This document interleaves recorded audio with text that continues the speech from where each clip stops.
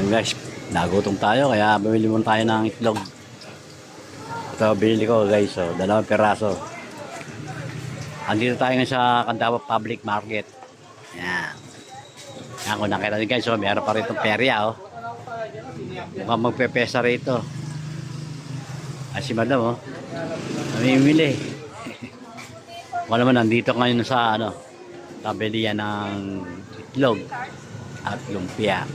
Yan, mga kakanin, idol dito. Si madam, lapitan natin. Ano ba binili mo? Itlog na ito? O yun, balot yata ito eh. Ayan, si madam, oh. Dito po yan sa Candaba Public Market, mga idol.